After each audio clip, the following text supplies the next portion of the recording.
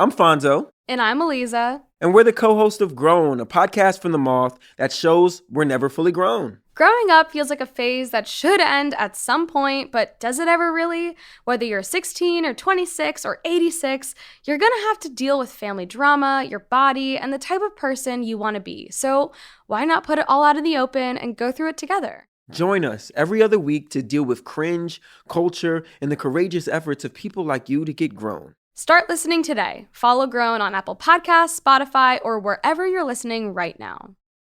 As a kid, the way I thought about my racial identity was uncomplicated. I'd look in the mirror and picture myself as exactly half and half.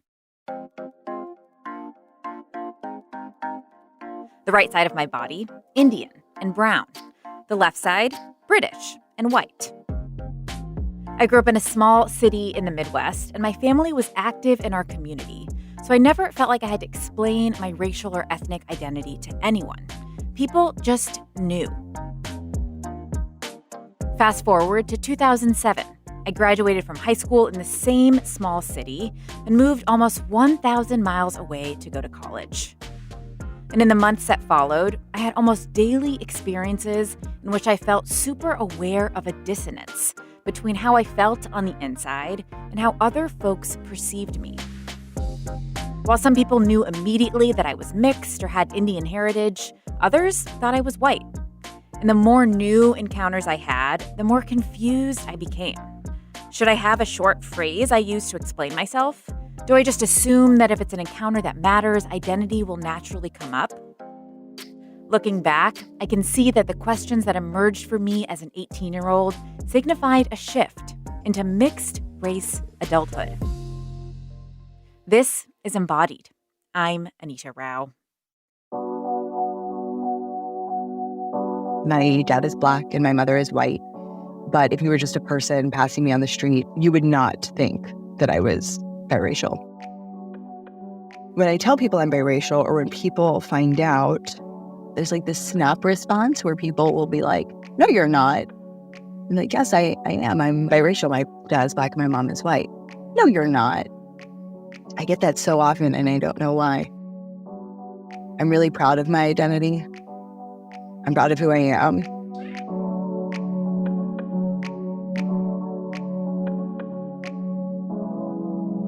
I think when I was a kid, I cared a lot about being understood.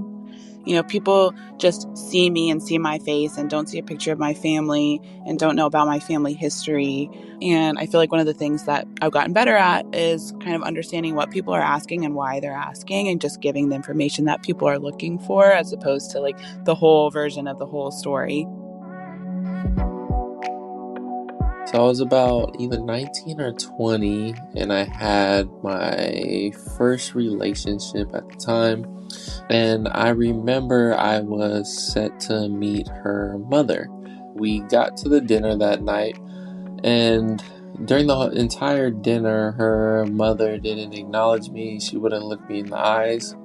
Although I felt like my entire life I had been racialized as something other than white, this was my first time really experiencing anti-Blackness. I think that was a wake-up call for me. Sometimes, having lighter skin has, I would say, advantages. But that was the first time really in my young developing ages that it really felt real in that type of way. More than 30 million Americans identify as being of two or more races, and that number is on the rise. But what it means to be a mixed person is highly specific to the individual. I know from my own 30-some years on this earth that the experience is ever shifting. And some of the first big changes are brought on by the simple act of getting older. I think when I was growing up, there was definitely less of a conversation around being mixed. Like, I definitely was cognizant of the fact that I was mixed, but it was never something that really was like cast into sharp focus for me until I got to school. And I felt like I needed to be like categorized to a degree by my peers in order to fit in. That's Adia Seiler. She's 21 and a rising senior at the University of the Arts in Philadelphia. Her dad is Black and her mom is white. She grew up in a Pennsylvania suburb and has some distinct childhood memories of noting racial dissonance, like when she was little and her mom was struggling to figure out how to do her hair, or when she got together with her dad's side of the family at big gatherings and didn't quite feel like she belonged. As she transitioned to college, she started to reflect more on how all those small moments of her childhood fit together. I go to school in Philadelphia, so it's obviously like a very, very Black city. There are a lot of ways in which I've been given more opportunities to explore my Blackness and my relationship to my Blackness within like a new context at my original high school, or when I was coming up through elementary school at the very white institutions that I was attending. I didn't feel safe enough to explore those parts of me without like criticism. So I would kind of let myself be like the butt of jokes, or let myself be like the only Black person in a given situation. And now I feel like there is so much Blackness around that I have like the option to kind of explore in ways that I wasn't afforded when I was living in my like small town growing up. Another person in the midst of that transition to adulthood is Claire Gallagher. She grew up in LA as a mixed Chinese and white person. Although the city itself is racially diverse, her private high school wasn't. And she too experienced being the butt of some racist jokes. People would make jokes about like me being like a bad driver or like having small eyes, stuff like that. But I think people were really interested in being politically correct. So I think that directing those jokes at me felt more comfortable to people, like almost like it was like more acceptable because I also am white, and that like proximity I think made the jokes feel like they like weren't offensive. Claire, like me, moved really far away to go to college. And that shift from LA to Ann Arbor, Michigan was a culture shock. But it wasn't all bad. Having to kind of feel like you need to like re-explain yourself to a new community of people can be daunting, but I never felt like the friends that I made like saw me in any sort of like different way. I've always felt really like understood and welcomed by the friends that I made. I mean, I started writing for Michigan in Color, and that was definitely a really good community for me to join and helped me work through a lot of like any imposter syndrome feelings that I was having. So I didn't really know any mixed folks who were my age until I went to college. And I know how important those friendships were for me in the process of kind of naming the challenges I faced as a mixed race adult. Claire, the person who was your roommate your first year in college, who's still a close friend, is also Asian and white. And I'm curious about how being in such close proximity to her and how that friendship shaped how you think about your own identity. Yeah, so I was really lucky with my freshman year roommate situation. We just like met each other on Facebook. And I definitely think that recognizing that she was also half Asian and half white was part of the reason why I wanted to reach out to her in the first place. Because growing up, I didn't really have any other mixed race friends, but like we ended up just clicking immediately, and she's still one of my best friends. And I think having her as kind of the first friend I made at school was really important for me, in terms of feeling like I belonged there and like helping me make other friends too. I think for a lot of mixed kids, sometimes it's good to have siblings who really understand the exact situation that you're in, but having a friend that has similar experiences has been really important, and I'm really lucky to have her. You do have a sister. I'm curious about that relationship and the conversations that you all had growing up about racial identity and physical appearance, because often siblings don't necessarily present exactly the same way. I know that's true for me and my siblings. I'm curious about your experience. Yeah, we don't really talk to our dad side of the family, and it was kind of something that we would almost use against each other growing up. I think people have always said that she looks a lot more like our mom, and people would tell us that she looks more Chinese and that I look whiter. And we would, like, in a snarky way, like, tell each other, like, you're being so white right now, or like, you're Chinese, like, your accent's so bad, your accent's so white. Saying those things to each other to hurt each other, because we really wanted to be like our mom. So that was like obviously bad in our relationship growing up. But now, I mean, we've like matured and moved past that. And we've, had conversations about how it feels. But I think I always kind of like a little bit resented her for looking more Chinese in a lot of family situations growing up. Like if we'd be with our family eating at a restaurant and the waiter would speak to everyone in Chinese and then speak to me in English, Ugh, I felt really yes. hurt. And I felt like, okay, like, am I not seen as being part of my family? So I think I resented her for that for like a long time. But, obviously it's like siblings are really important in like support systems. So obviously I'm trying to not still feel that way. I'm curious, Adia, what your experience has been. I know you have two younger brothers, so maybe it doesn't have as much of that sister dynamic, but what have you learned about how y'all's different appearances have shaped your mixed experiences? Yeah, I definitely felt throughout my life that we all were treated or perceived slightly differently. We all present differently. One of my brothers, I call like my big little brother because he's like 6'4" and he's like only 2 years younger than me. So he is like a little bit darker than me, but his hair was always like not as like kinky as mine was. And my littlest brother is like very light skinned, has very like almost like a traditionally like biracial sort of mixed race look, and that his hair is like very light and wavy, even though there's no like traditional sort of way to be mixed.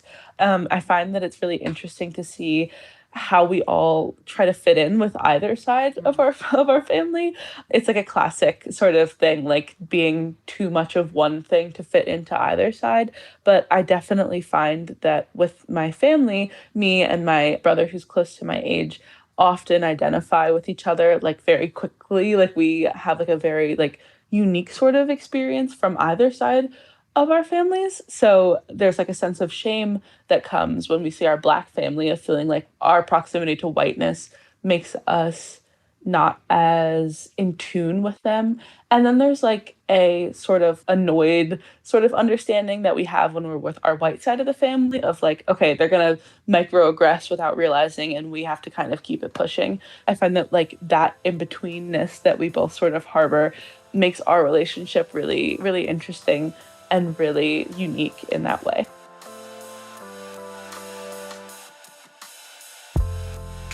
As y'all are talking about this, I'm thinking that I really haven't talked with my parents much about my reflections on feeling different from my siblings. I'm curious about if you all have. Adi, I'll start with you. Like, is this something that you talk to your parents about, or does it really stay among siblings? I talk to my parents about it a bit, but I always feel as though their own relationships with their race are so different than mine that I do find it difficult to like fully get them to understand. And to a degree, like I completely get it. Like my father is a dark-skinned Black man and my mom is white. So I feel like it's hard for either of them to fully get it. And I don't pass judgment on either of them for that because I think that makes a lot of sense. I mean, they're completely different identities. But I do think that it's something that I don't know if they thought too much about it before they had us. So I've tried to talk to them about it, but I find that maybe it's because of how they grew up or when they had us, like early 2000s, that they find it, I think, more effective to talk about race, but talk like a little bit less about like what it means to be like a mixed, like interracial family, I guess. That totally makes sense. And Claire, I know you mentioned not growing up with both parents, but did you and your sister talk to your mom about these feelings of wanting to be perceived as Chinese or any of those microaggressions you were experiencing at school of people, using your proximity to whiteness as a way to stereotype you? Yeah, I feel like I really agree with what Audio was saying about like, I don't really think it was something that my parents thought about when they had me and my sister. I really haven't had that many conversations about being mixed with my mom, but it's kind of interesting because I think that me and my roommate, who I talked about, have had a lot of conversations about our anxiety about having kids. And Yes. Talk to me if more about we that. like, we have like a lot of anxieties around like who we have kids with and then what our kids would look like and what that means for how we go about different cultural practices. I mean, my mom makes a lot of jokes about like if me and my sister have kids with a white guy that everyone will think she's like the nanny and then no one will think she's related to us. No, that is so, so real. My sister met her husband when she was in college, and he is Indian American, and they have kids who definitely look Indian. And I'm in a partnership with a white person, and I feel so much longing for what I know that her kids will experience that my kids wouldn't, of just not being perceived as Indian in a certain way or being perceived as very white, and that grief is very real and very confusing. Adi, I'm curious about how you're thinking about that. And does that shape how you date and who you date at all? Absolutely. I feel like very like seen by like what you said, Claire, that I feel like I do have like a lot of anxieties around it, and it does shape the way in which that I go about dating.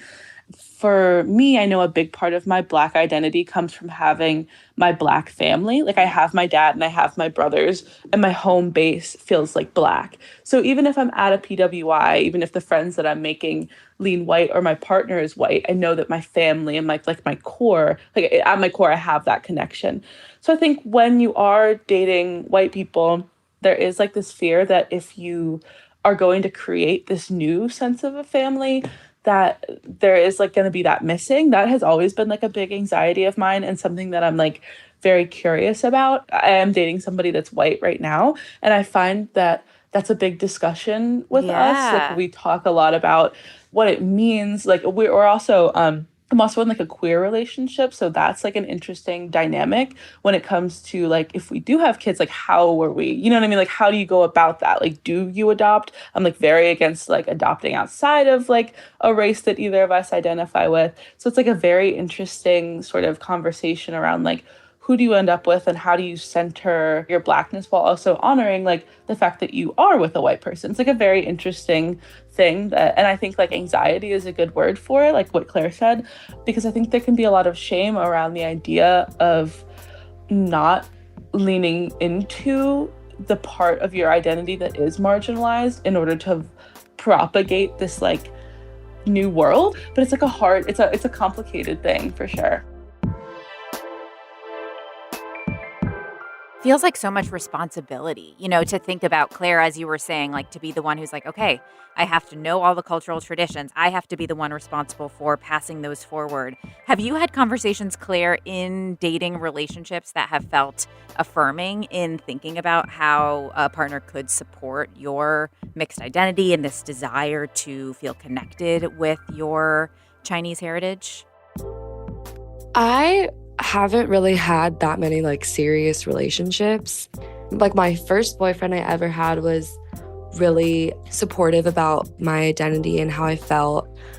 He was white and definitely made an effort with like my family, and that was like my first experience. But since that relationship, I've had like a lot of experiences with guys where it just felt really like fetishizy. Like when I was younger, I was talking to this guy who really didn't show me like any sort of physical affection, never really like affirmed the way that he felt about me at all, but would talk about having kids together, but like only in the context of like, oh, our kids would be so cute, because like he thought that mixed kids would look really cute together. But by no means were we like going on dates or like in any way like moving towards a future where we would have kids. And I've had like a handful of guys tell me that they love Asian girls, like their type is Asian girls. They think Asian girls are so hot. I think it's really strange to say that your type is a race Yes. or that you prefer a race if it's not for like cultural reasons. And it's like hard to make people that you're dating like understand, because they see it as a compliment.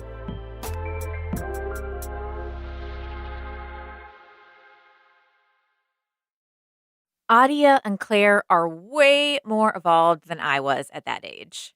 As I was getting ready for my conversation with them, I took a real trip down memory lane and I revisited my college application essay. And y'all, the way I talked about my mixed race identity as an 18-year-old was so bad. I will not subject you to the direct quotes, but just so you get the gist, the essay started with an extended metaphor about a jungle in which there lived a Bengali tiger, an English hound dog, and an American eagle.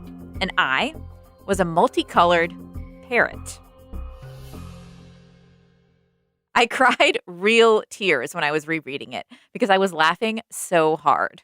But behind the awful metaphors were a lot of real questions that I'm still working through. Like, how do you navigate mixed identity in romantic relationships? And how do you find that elusive sense of belonging as a mixed person?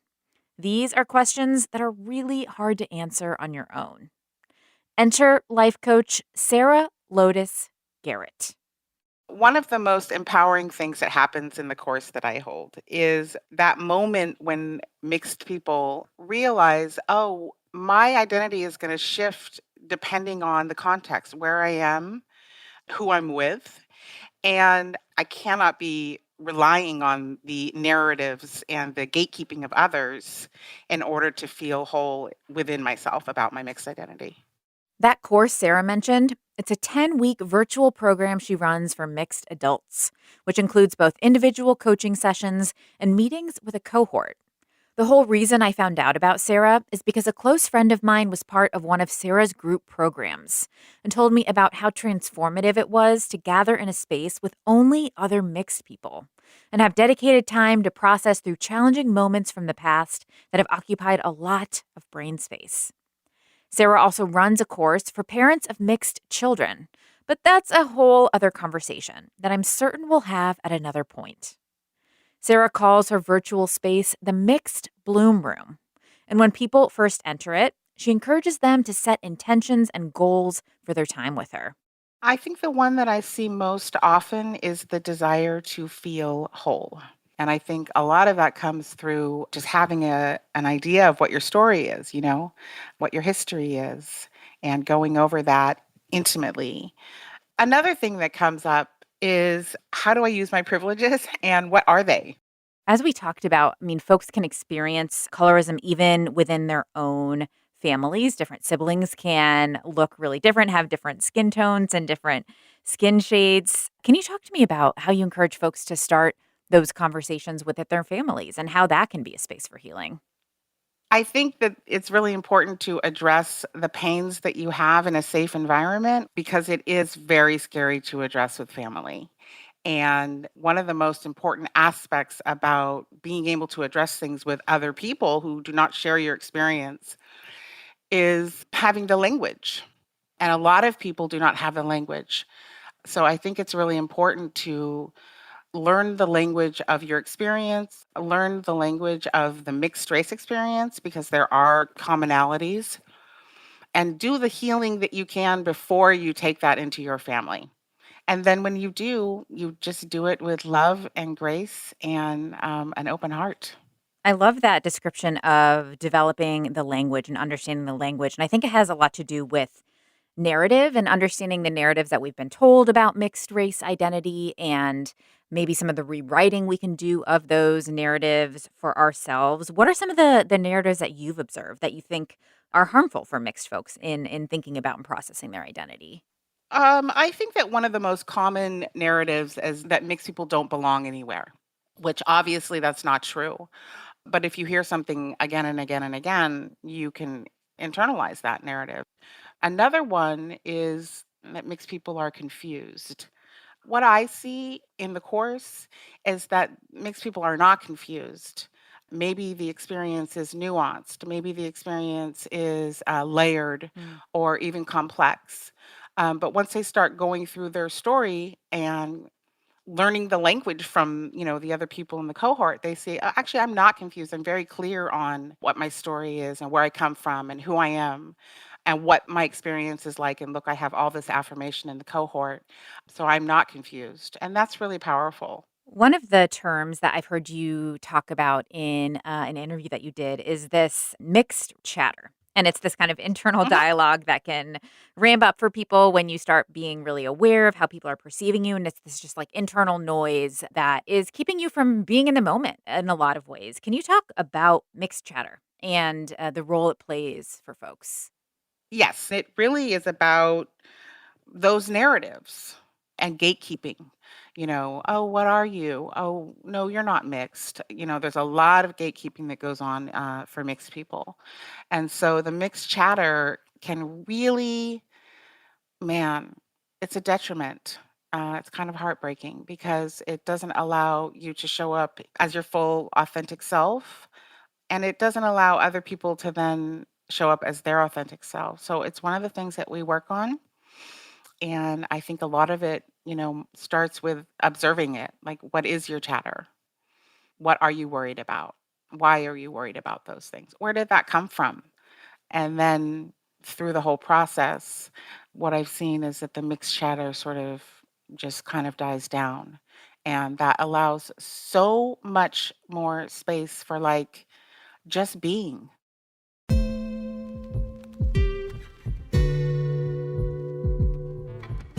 I want to talk with you about a moment that comes up for me immediately when I hear you describe mixed chatter, which is it happened pretty recently. I was at a conference and I was in a group of 3 other Asian women. We were talking about the experience of taking our friends, our white friends, to get food. We were just talking about to get food. And I was about to, say something about taking friends to get Indian food. And I had this moment where I realized that I wasn't sure that they knew that I was Indian. And I started to have all of this chatter where it was like, okay, should I frame this question in a way that makes it clear that I'm Indian? Should I just talk about getting Indian food and assume that they know? And I felt super paralyzed. And that chatter got very, very loud. And I would love to know, how would you walk me through thinking through this and thinking about kind of deconstructing some of that mixed chatter? I'm going to put you on the spot for some coaching here. Yeah, I was going to say there's a whole course for that, Anita. But I would say that the next time that happens, to sort of observe what your thoughts are around it. What are you afraid of? I'm afraid that they are going to think a way about me, I guess, think that I'm like an imposter. And I'm injecting myself into a space where I don't belong. That is a super common mixed experience. And what I would say to that is just, send you some love and a hug around that. And then we can talk off radio. Honestly. Yeah, no, that's super helpful though, just to name. I mean, even at having you ask me to name what I'm afraid of, I don't think I've even really gotten there. The chatter is so repetitive that I don't slow it down enough to notice that. Yeah. One of the things that we work on in the course is this idea that you make sense, because we're told that we don't make sense. So I was born in 1969 in Marin County, which is totally white. And it's in California, so there's a very particular way of speaking, basically how I'm speaking right now. And my mom is white. My dad, he was Black. I did not grow up with him. I did not grow up with my Black family. I grew up in Marin County with a bunch of white people. And this Marin County is super hippy dippy and super oh, we don't see color. And so nothing was discussed. And I was very alone. But I grew up around white people. So when people meet me, they're like, you don't make any sense, because my phenotype is, I get read as Black and not mixed quite often.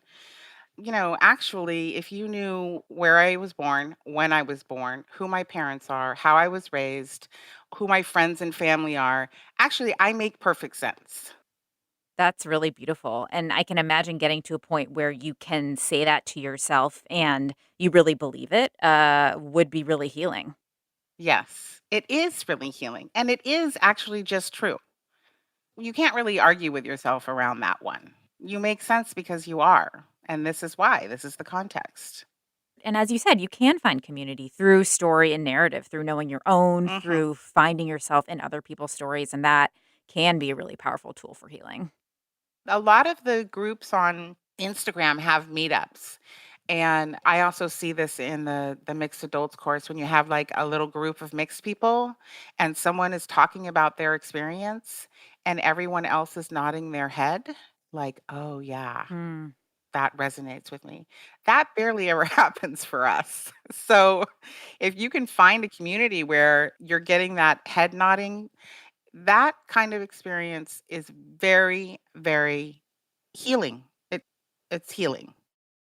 I am still working on building that community for myself.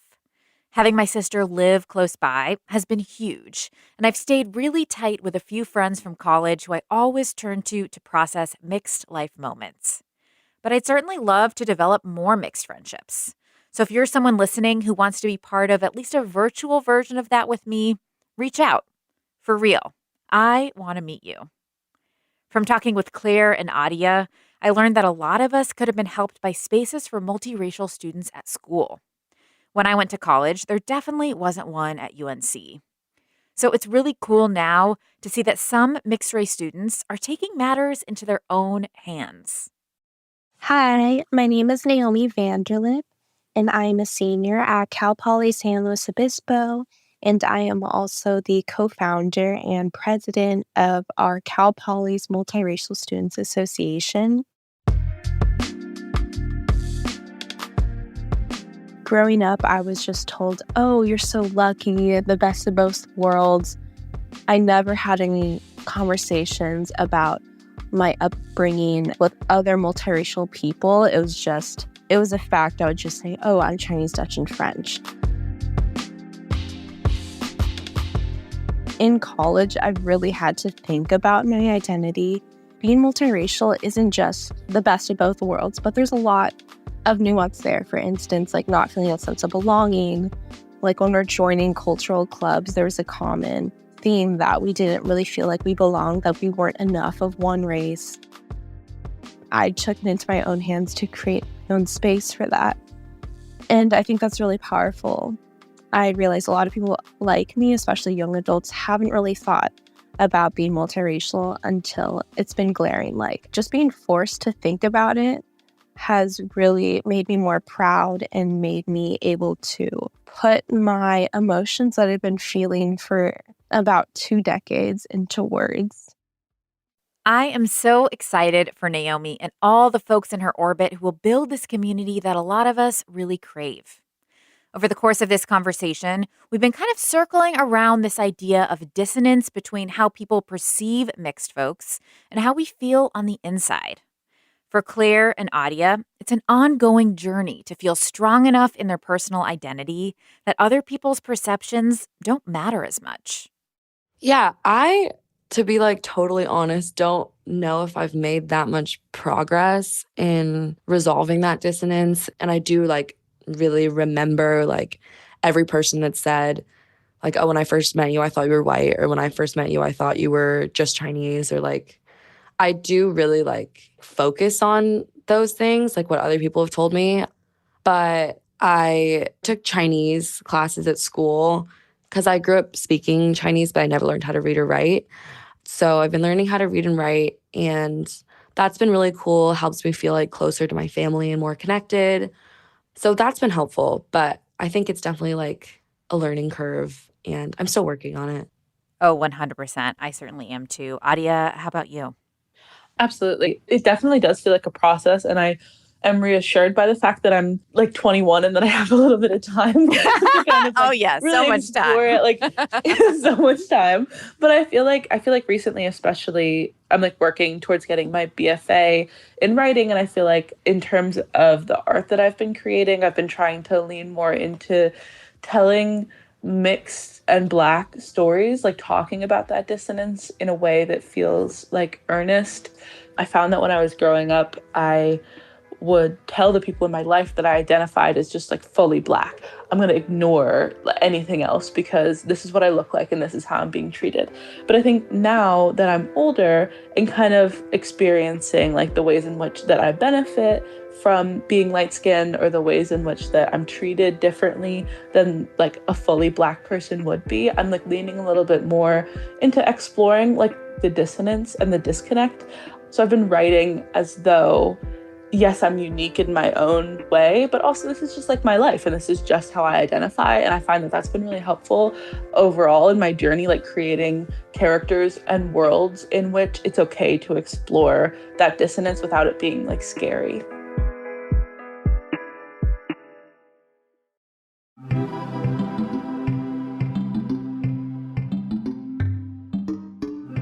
Embodied is a production of North Carolina Public Radio WUNC, a listener-supported station.